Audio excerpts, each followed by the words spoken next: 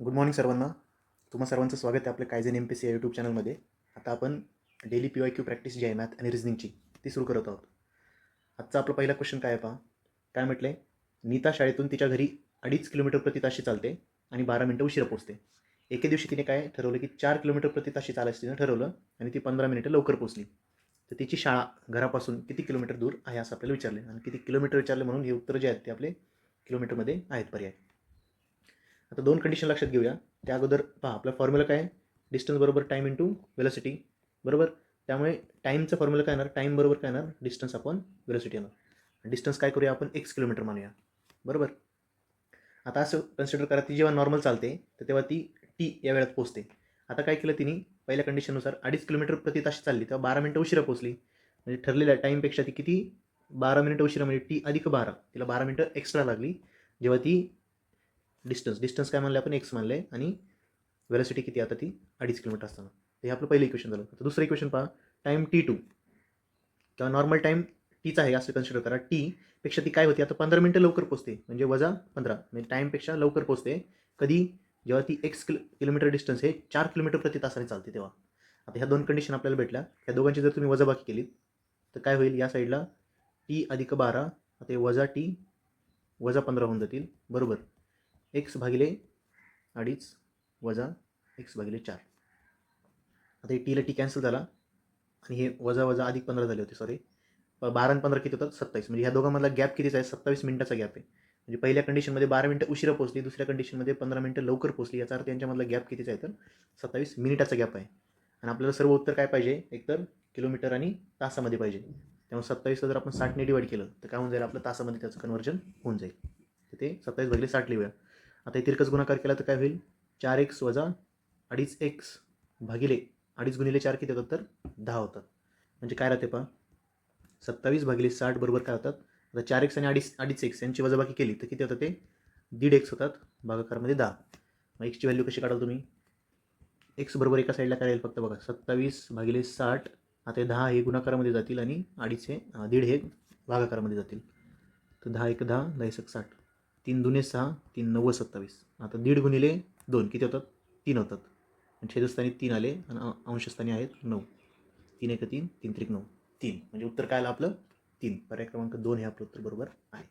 लक्षात येते कसं करायचं, जर उशिरा पोचला तर तो टाईम ॲड करायचा मूळ टाईममध्ये, आणि लवकर पोचला तर टाईम वजा करायचा, आणि त्या दोघांचा जेव्हा फरक घेतो तो आपल्याला बरोबर त्यांचा गॅप समजतो. तो गॅप किती आला आहे, ते फक्त कन्वर्जन करताना आपल्याला किलोमीटर प्रति तास, म्हणजे सर्व युनिट आपले किलोमीटर किंवा तासामध्ये असायला हवेत.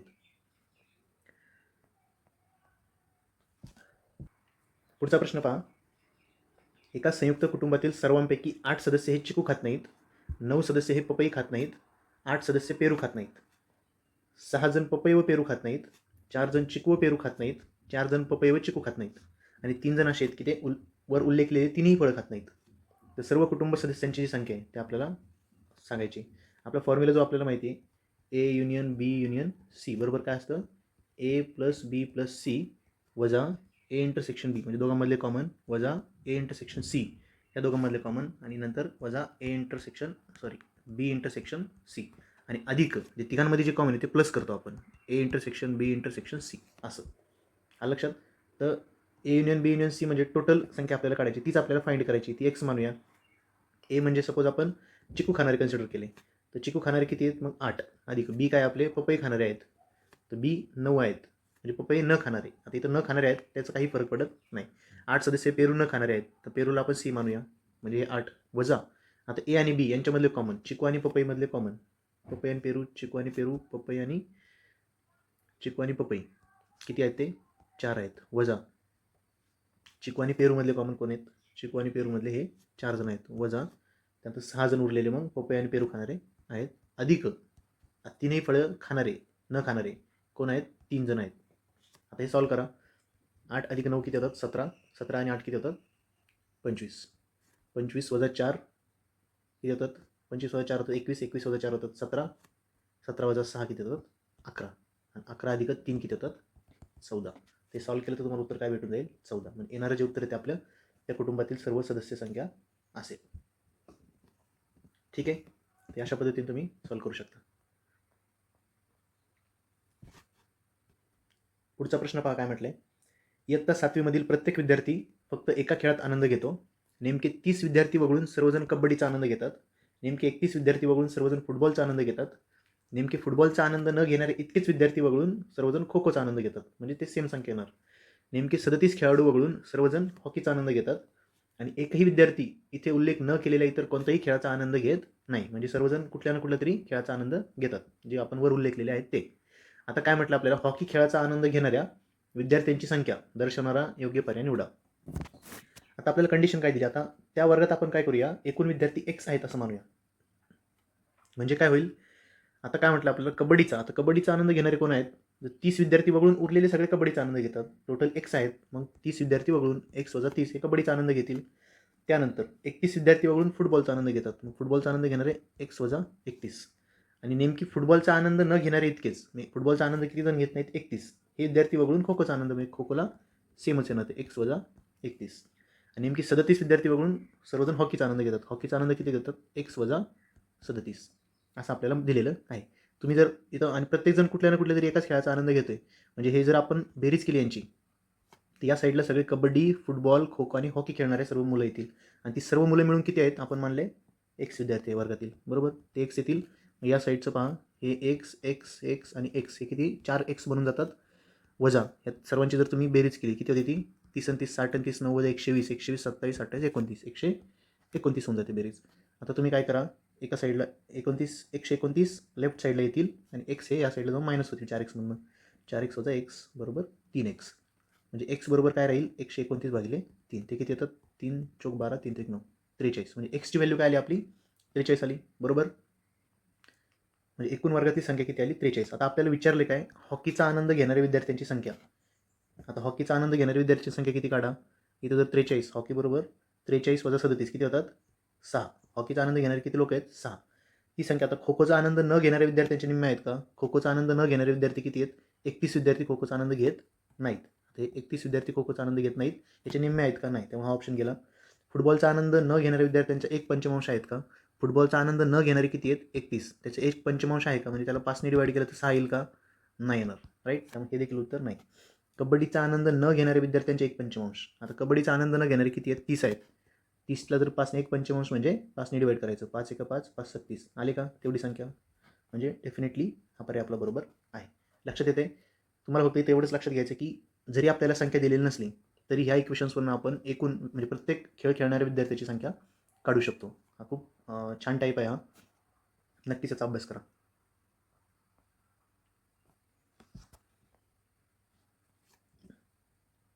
पुढचा प्रश्न काय म्हटलं आपल्याला पहा, S T U V W x आणि वाय हे एकमेकांना समांतर रस्ते आहेत, बरोबर. एस हा रस्ता टीच्या दक्षिणेकडे अर्धा किलोमीटरवर आहे. आपण असं मानूया की हे किती आहेत टोटल, आता 7 रस्ते आहेत, ते 7 बरोबर समांतर अर्ध्या अर्ध्या किलोमीटरवर ते आहेत.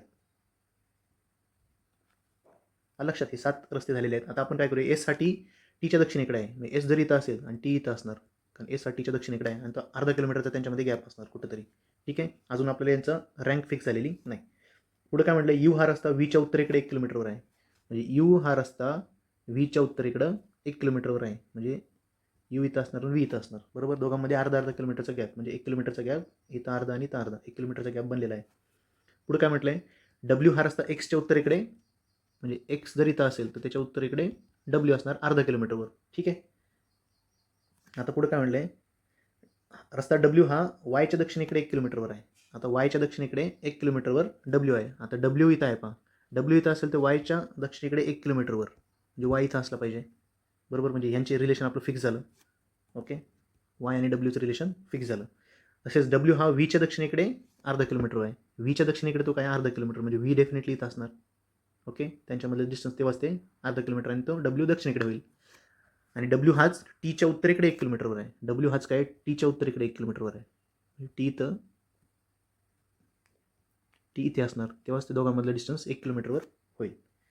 म्हणजे थोडक्यात आपल्याला सर्व रस्ते मिळालेले. आपण जर प्लॉट करायचा प्रयत्न केला तर व्हीच्या वरती पहा 2 घरं सोडून यू आहे, म्हणजे हे व्हीच्या नंतर वाय असणार, वायच्या नंतर यू असणार, हे फिक्स झालं आपलं, ठीक आहे. नंतर अजून टी आणि एस असं पाहिजे, टीच्या खाली एस पाहिजे. टी इथं आहे म्हणलं एस कुठं असणार, इथं असणार. म्हणजे आपले सर्व 7 रस्ते आता एका लाईनीमध्ये आलेले आहेत. म्हणजे इथं यू आहे, इथं वाय आहे, इथं व्ही आहे, डब्ल्यू एक्स टी आणि एस. आता काय म्हटलं आपल्याला, प्रश्न काय पहा, रस्त्यांच्या ज्या जोडीतील अंतर म्हणजे 3.2 म्हणजे किती, 1.1/2 म्हणजे 1.5 किलोमीटरचं नाही अशी जोडी ओळखा. ओके, मग यू आणि डब्ल्यू पहा, यू आणि डब्ल्यू कुठे, इथं यू आणि डब्ल्यू हे अर्धा अर्धा अर्धा आले का, 3 अर्धा म्हणजे 1 पूर्णांक म्हणजे 1 पूर्ण येणार, अर्धा अर्धा आणि उरलेला अर्धा झालं. त्यामुळे ही आहे व्ही आणि टीचा जर विचार केला तर व्ही इथे आहे आणि टी इथे आहे, त्यांच्यामध्ये देखील अर्धा अर्धा अर्धा 3 अर्धा एकत्र आले की 302 होतात ते, त्यामुळे हे आहे. यू आणि एक्स किती आहे पहा, यू आणि एक्स, यू आणि एक्स, यू आणि एक्स यांच्यामध्ये पण पहा अर्धा अर्धा अर्धा आणि अर्धा, याच्यामध्ये मात्र 2 किलोमीटरचं अंतर होते. ओके, त्यामुळे हे येणार नाही. पर्याय क्रमांक 4 पहा, एक्स आणि वाय, एक्स आणि वाय, इथं वाय आहे आणि इथं एक्स आहे, यांच्यामध्ये अर्धा अर्धा आणि अर्धा आले 3 अर्धा म्हणजे 1.5 किलोमीटरचं अंतर आहे. त्यामुळे पर्याय क्रमांक 3 हे आपलं उत्तर येणार आहे. अशा पद्धतीने आपल्याला हे असे जे अरेंजमेंटचे क्वेश्चन आहे ते सॉल्व्ह करायचे आहेत. पुढचा प्रश्न पहा, आजचं जे लेक्चर आहे आपलं ते बऱ्यापैकी बुद्धिमत्ता या टॉपिकवर होणार आहे. 6 वाहने एका ओळीत उभी केली असता उजव्या टोकाला असलेले वाहन कोणते, असं आपल्याला विचारलेलं आहे. म्हणजे 6 वाहने असे एका ओळीत त्यांनी उभी केलेली आहेत. आपल्याला काय विचारले, उजव्या टोकाला कोणते वाहन असेल, हे उजवं टोक आहे आपलं. आता काय म्हटलंय, उजव्या टोकाला वाहन डंपर नाही, म्हणजे डंपर हे वाहन उजव्या टोकाला नाही. पर्यायात पाहायचं डंपर कुठं आहे का नाही, तर ते इलिमिनेट झालं असतं. म्हणजे आता मोटर बाईक व डंपर एकमेकांच्या शेजारी नाही, ठीक आहे, याला पण थोड्या वेळ बाजूला ठेवूया. आता आपल्याला काय म्हणते, छोटी व्हॅन आणि गाडी हे एकमेकांच्या शेजारी आहे. म्हणजे व्हॅन जर इथं असेल तर गाडी इथे असणार, ठीक आहे, किंवा गाडी इथं असेल तर व्हॅन अशी शेजारी शेजारी असणार. ही एक कंडिशन आपल्याला भेटली. दुसरी, लॉरी हे डाव्या बाजूने पहिले वाहन आहे, म्हणजे लॉरी हे डाव्या बाजूने पहिले वाहन आहे, म्हणजे डेफिनेटली उजव्या टोकाला येणार नाही, त्यामुळे हा ऑप्शन तर आपला कट झाला. टेम्पो हे उजवीकडून दुसरे वाहन आहे, उजवीकडून हे 2 नंबरचं वाहन, इथं टेम्पो असणार आहे, बरोबर, टेम्पो इथं असणार आहे. म्हणजे हे 2 वाक्य आपण इथं आकृतीमध्ये त्याला कन्वर्ट केलेले आहे. आता काय म्हटलं आपल्याला, छोटी व्हॅन आणि गाडी हे एकमेकांच्या शेजारी आहे, म्हणजे ते आता छोटी व्हॅन आणि गाडी ते इथं तर ठेवता येणार नाही, राईट. ते एकतर हे दोघां ठिकाणी ठेवता येईल किंवा या दोघा ठिकाणी ठेवता येईल. कुठे ठेवूया, एका ठिकाणी, इथं सपोज व्हॅन ठेवली तर गाडी ठेवली आपण. आणि पुढे काय म्हटले, मोटर बाईक आणि डंपर शेजारी शेजारी नाही. आता मोटर बाईक आणि डंपर बरोबर, आणि उजव्या टोकाला तर डंपर नाही आहे, त्यामुळे डंपर इथंच येणार आणि मोटर बाईक इथे येणार. तुम्ही व्हॅन आणि गाडी इकडे जरी घेतला असतात, व्हॅन आणि गाडी, तरी डंपर मी इथे ठेवला असता तरी ती कंडिशन फुलफिल होती की हे दोन्ही शेजारी नाहीत.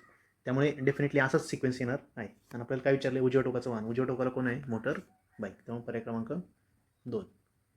किंवा इथं देखील आपलं इलिमिनेट झालं असतं, छोटी व्हॅन आणि गाडी हे का इथं ठेवताच येत नाही उजव्या कोपऱ्याला, त्यामुळे हे दोन्ही जर डिलीट झाले असते तर आपलं डायरेक्ट उत्तर मोटर बाईक आलं असतं. ठीक आहे, पुढे पहा, एका ठिकाणचे रिक्षा भाडे मीटर दाखवत असलेल्या संख्येवर पुढे वर्णन केल्याप्रमाणे निर्धारित आहे. म्हणजे मीटर दाखवत असलेल्या संख्येनंतरची 4 हा गुणक असलेली मोठी संख्या विचारात घेऊन किंमत ठोकळ केली जाते, म्हणजे राऊंड ऑफ केली जाते.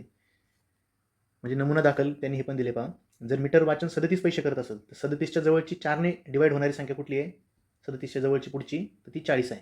म्हणून काय करायचं, 4च्या पटीतली पुढची संख्या घ्यायची, ती विचारात घेतली जाते असं त्यांनी सांगितलं आहे. याच्या परिणामी मिळणारी जी संख्या आहे, नंतर ह्या दोघांचा गुणाकार करायचा, ही याची राऊंड ऑफ केल्यानंतर जी संख्या मिळते त्या संख्येला 17ने गुणले जाते. त्या संख्येला काय केलं जातं, 17ने गुणलं जातं. आणि त्या संख्येला सर्वात जवळची असणारी 25च्या पटीतील संख्या निवडायची, म्हणजे त्या संख्येला जवळची असणारी 25च्या पटीतील संख्या निवडायची आपल्याला. आणि अंतिम ठोकळ भाडे म्हणजे अंतिम राऊंड ऑफ केलेलं भाडं हे कन्सिडर केलं जातं. जर मीटर वाचन 55 असेल तर रुपयात अंतिम भाडं किती, जर मीटर वाचन 55 असेल तर रुपयात अंतिम भाडं किती, रुपयात विचारलं आपल्याला, मीटर वाचन 55 पैसे आहेत ते. ओके, 55 पैसे काय झालं, आपलं मीटरचं वाचन झालं. आता अंतिम भाडं काढायचं आपल्याला.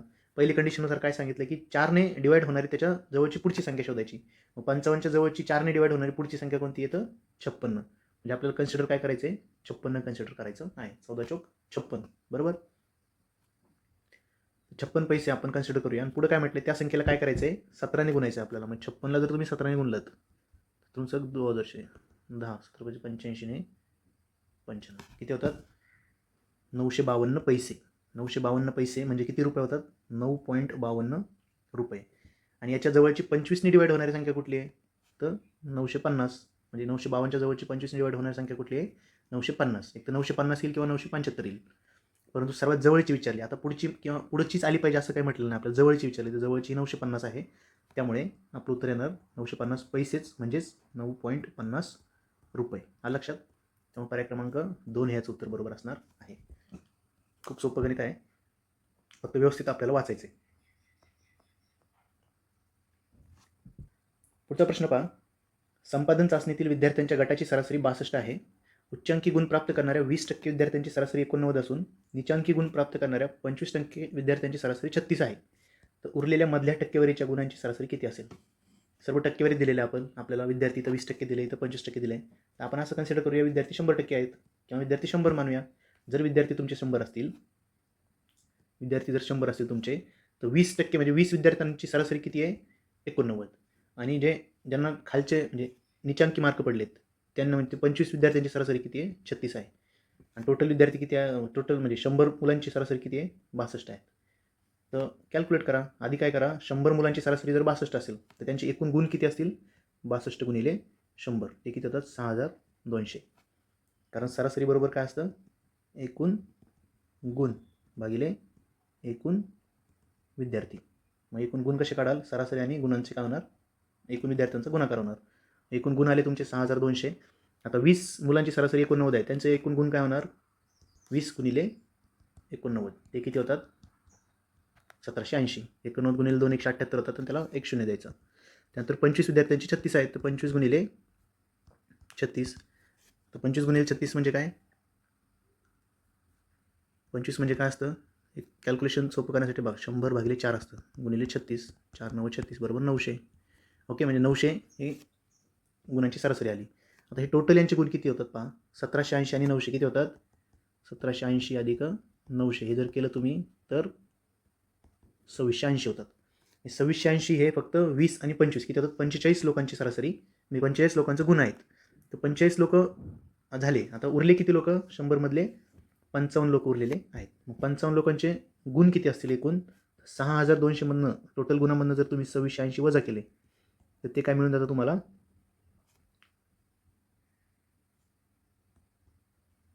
3552. हे गुण किती विद्यार्थ्यांचे आहेत? 55 विद्यार्थ्यांचे आहेत. तर त्यांचा सरासरी गुण कसे काढाल? एकूण गुण भागिले एकूण विद्यार्थी. एकूण गुण किती आहे? 3520 भागिले विद्यार्थी 55 आहेत. सरासरी काढा. आता 11चा भाग जातो. 11 पाची 55, 11 त्रिक 33, 11 दुने 22, 0. 5 1 5, 5 6 30, 5 चौक 20. किती आलं आहे? 64 आपलं उत्तर आलेलं आहे. त्यामुळे पर्याय क्रमांक 2 हे आपलं उत्तर बरोबर आहे. लक्षात येते? फक्त तुम्हाला फॉर्म्युला लक्षात घ्यायचं. सरासरी बरोबर काय? एकूण गुण भागिले एकूण विद्यार्थी. आणि 100 मानून करायचं, जेणेकरून आपलं उत्तरापर्यंत पोहोचणं आपल्याला सोपं जाईल. पुढचा प्रश्न पहा आपला. आपलं कॅलेंडर आहे, कॅलेंडरवर हा प्रश्न आहे. काय म्हटलं? 1981च्या ऑक्टोबर 1ला गुरुवार होता. तेव्हापासून 5व्या रविवारच्या 4 दिवस आधी कोणती तारीख होती असं आपल्याला म्हटलंय. तर आपल्याला पहा, सपोज गुरुवार, शुक्रवार, शनिवार, रविवार, सोमवार, मंगळवार आणि बुधवार. गुरुवारी काय होतं? 1 तारीख होती, 1 ऑक्टोबर. तर 1 2 आणि 3. आता 1 ऑक्टोबर हा 31 दिवसाचा महिना आहे. त्यातले 1 2 3ला जे वार येतात ते 5 वेळा येतात. आलं लक्षात? तर उरलेलं रविवारी, पहिल्या रविवारी तारीख 4 असेल, म्हणजे डेफिनेटली ह्या महिन्यात 4च रविवार येणार आहेत. 4 रविवार येण्यासाठी 4 आणि 7 किती होतात? 11.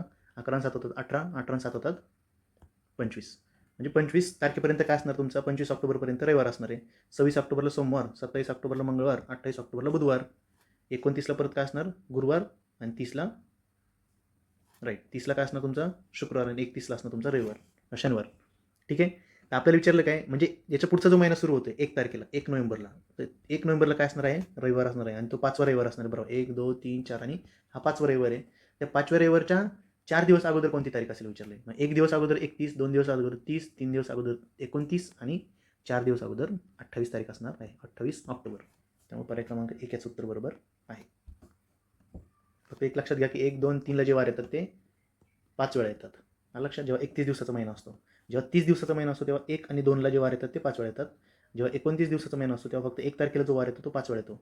आणि जर लीप वर्ष नसलेला 28 दिवसाचा फेब्रुवारीचा महिना असेल तर एकही वार 5 वेळा येत नाही. पुढचा प्रश्न पहा. पिशवीत फक्त एक रंगी असलेले 4 भिन्न रंगाचे चेंडू आहेत. नेमकी 12 वगळून सर्व चेंडू निळे आहेत. नेमकी 21 वगळून सर्व चेंडू पिवळे आहेत. नेमकी 20 वगळून सर्व चेंडू लाल आहेत. आणि नेमकी 19 वगळून सर्व चेंडू हिरवे आहेत. तर पिशवीत किती चेंडू आहेत? तुम्हाला कुठल्याही रंगाच्या चेंडूंची संख्या दिलेली नाही किंवा एकूण संख्या आपल्याला विचारलेली आहे. तर अशा वेळेस काय करायचं? आपण जे पहिलं उदाहरण पाहिलं होतं तर त्याप्रमाणेच आपल्याला फुटबॉल, हॉकीचं पाहिलं होतं त्याप्रमाणेच आपल्याला हे सॉल्व्ह करायचं आहे. असं कन्सिडर करूया का त्या पिशवीमध्ये X चेंडू आहेत टोटल. म्हणजे निळ्या ब्लू रंगाचे त्यानंतर येलो रंगाचे, त्यानंतर रेड म्हणजे लाल रंगाचे आणि हिरव्या रंगाचे, असे सगळे मिळून एक्स चेंडू आहेत असं आपण मानूया. तर आपल्याला ब्लू म्हणजे निळे चेंडू किती आहेत पहा, 12 वगळून सर्व निळे आहेत, म्हणजे काय एक्स वजा 12. त्यानंतर पुढच्या येलो म्हणजे पिवळे किती आहेत, 21 वगळून पिवळे आहेत, म्हणजे एक्स वजा 25. त्यानंतर 20 वगळून लाल आहेत, म्हणजे रेड किती असणार, एक्स वजा 20. आणि 19 वगळून सर्व हिरवं आहेत, म्हणजे ग्रीन किती असणार, एक्स वजा 19. आणि ह्या सर्वांची जर तुम्ही बेरीज केली तर हे blue plus yellow plus red plus green म्हणजे निळं प्लस पिवळं प्लस लाल प्लस हिरवं मिळून सगळे मिळून किती चेंडू आहेत, एक्स चेंडू आहेत. एका साईडला एक्स येणार. आणि पुढे जर पहा हे 4 वेळा एक्सची बेरीज होणार, म्हणजे 4 एक्स आणि वजा हे सर्वांची बेरीज किती येते पहा, 10 20 30 40 50 आणि 60. 60 आणि हे ओके, इथे एक्स वजा 25 नाही, इथे एक्स वजा 21 आहेत. 21 वगळून सर्व चेंडू पिवळे आहेत. ओके, म्हणजे ही बेरीज पहा, इथे 40 40 आणि 60 60 70 आणि 2 72 नाही असं येतं. आता हे पहा 72ला या साईडला घेऊन या, ते प्लस होऊन जातील आणि एक्स इकडे जाऊन मायनस होईल, म्हणजे 4 एक्स वजा एक्स होऊन जातील. ते किती येतं, 3 एक्स. एक्स काय येईल, 72 भागिले 3. 3ने जर भाग दिला 72ला, 3 1 3 3 2 6 3 12, एक्स बरोबर काय येतं 24. आणि आपल्याला काय विचारलं आहे, त्या पिशवीत किती चेंडू आहे, म्हणजे एक्सची व्हॅल्यू विचारलेली आहे. डेफिनेटली 24. आपलं उत्तर काय येणार, 24 येणार आहे. तर अशा पद्धतीने आपल्याला या प्रश्नांना सॉल्व्ह करायचं. पुढचा प्रश्न पहा, ABCDE हे 5 खेळाडू वेगवेगळे खेळ खेळतात. ते हॉकी, क्रिकेट, कबड्डी आणि खो खो हे 4 खेळ खेळतात. अशा वेळेस काय करायचं, नेहमी लक्षात ठेवा, लगेच आपलं ABCD आणि E. ओके, असं टेबल एक पटकन तयार करून घ्यायचं आपल्याला. ओके, ते कुठले खेळ खेळतात, 4च खेळ खेळतात, 1 2 3 आणि 4. ओके, पहिला आहे हॉकी, दुसरा आहे क्रिकेट, तिसरा आहे कबड्डी आणि चौथा आहे खो खो. आता काय म्हटलं, ए हा 3 खेळ खेळतो पण हॉकी खेळत नाही. ए हा हॉकी खेळत नाही आणि 3 खेळ खेळतो, झालं. त्यानंतर बी आणि ई हे 3 खेळ खेळतात पण कबड्डी खेळत नाही. बी आणि ई, इथं बी आहे पहा आणि इथं ई आहे, हे काय करतात, 3 खेळ खेळतात पण कबड्डी खेळत नाही. जर कबड्डी खेळत नसेल तर कबड्डीला काट मारूया, बाकी ते 3 खेळ खेळतात. अशाच प्रश्न पहिल्यांदा वाचून घ्यायचा, म्हणजे आपल्याला कळतं की पुढचं सॉल्व्ह करायचं नाही. आता इथं काय विचारलं आपल्याला, ए आणि बी खेळत असलेले समान खेळ कोणते. ए आणि बी कोणते समान खेळ खेळतात, क्रिकेट आणि खो खो. म्हणजे या 2 वाक्यावरूनच आपलं उत्तर इथं मिळून जाते. त्यामुळे क्रिकेट आणि खो खो पर्याय क्रमांक 4 हे डायरेक्ट आपल्याला उत्तर मिळते. बाकी पुढचं आपल्याला वाचायची देखील गरज नाही. जरी तुम्ही सॉल्व्ह केलं तर पुढे पहा काय येतं पहा, सी आणि डी कबड्डी खेळतात. सी आणि डी काय करतात, कबड्डी खेळतात. हे कबड्डी खेळतात, ठीक आहे. सी 2 खेळ खेळतो पण क्रिकेट व खो खो खेळत नाही. सी काय करतो, 2 खेळ खेळतोय पण क्रिकेट व खो खो खेळत नाही. क्रिकेट खेळत नाही, खो खो खेळत नाही, म्हणजे तो हॉकी खेळत असणार, कारण 2 खेळ खेळतो तो. तर डी पण काय करतो, 2 खेळ खेळतो पण खो खो जो खेळतो पण खो खो खेळत नाही. डी खो खो खेळत नाही, इथं कठीण, पण 2 खेळ. आता मग हॉकी खेळतो का क्रिकेट खेळतो, त्यासाठी पुढचं वाक्य पहा, सी आणि डी समान खेळ जोडी खेळत नाही. सी आणि डी समान खेळ जोडी खेळत नाही, म्हणजे सी कबड्डी आणि हॉकी खेळतोय तर डी मात्र कबड्डी आणि हॉकी नाही खेळणार, तो क्रिकेट खेळणार. ते पुढचं म्हणजे आपल्याला हे मार्क करायची पण गरज नव्हती. आपलं उत्तर इथंच पहिल्या 2 स्टेटमेंटमध्येच आपलं उत्तर मिळून जाते. पण आता याच्यावर तुम्हाला कुठलाही क्वेश्चन विचारला, कुठलाही क्वेश्चन फिरून कसाही विचारला तरी तुम्ही याचं उत्तर देऊ शकता. जर तुम्हाला हा टेबल व्यवस्थित मांडता आला तर तुम्ही कोणत्याही प्रश्नाचं उत्तर देऊ शकता. पुढचा प्रश्न पहा, एका डीलरने 36 रुपये देऊन 1 ग्रॉस अंडी विकत घेतली. आता 1 ग्रॉस म्हणजे काय, 1 ग्रॉस म्हणजे 12 डझन. 1 ग्रॉस म्हणजे किती, 12 डझन. आणि 1 डझन म्हणजे किती असतात, त्यात 12 अंडी असतात. म्हणजे 1 ग्रॉस बरोबर किती येणार, 144 अंडी येणार. आलं लक्षात. त्याने ती अंडी विक्री किमतीने नफ्यामध्ये 12.5% विकली, म्हणजे 12.5% नफ्याने त्याने ती अंडी पुढे विकलेली आहेत. एका अंड्याची सर्वात जवळपासची विक्री किंमत काय असेल. आता मला सांगा, जर त्याची खरेदी किंमत 36 असेल आणि त्याला विक्री किमती नफ्यामध्ये नाही 12.5%चा नफा होत असेल, त्याचा अर्थ असा होत असतो 12.5% नफ्याचा, 100 रुपयाला जर एक वस्तू तुम्ही खरेदी केली तर ती तुम्हाला विकताना कितीला विकणार तुम्ही, 125. आता 12.5% याचा अर्थ असा होतो की 100 रुपयाला वर तुम्हाला किती नफा होतोय, 12.5 रुपये नफा होतोय. तर ऑब्व्हियसली 36 रुपयावर किती नफा होईल, तुम्ही घेतली 36ला ना, तर असं देखील तुम्ही नफा तोट्याची गणित सॉल्व्ह करू शकता. हे जर तुम्ही सॉल्व्ह केलं तर पहा काय होईल.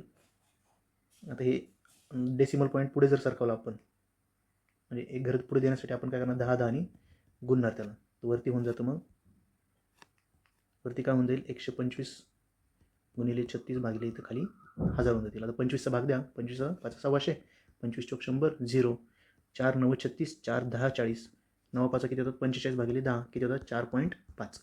म्हणजे 36 रुपयावर त्याला फायदा किती होणार आहे, 4.5 रुपयाचा फायदा होणार आहे. मग तो कितीला विकणार आहे ती किंमत, म्हणजे अंडी कितीला विकणार, 36 अधिक 4.5.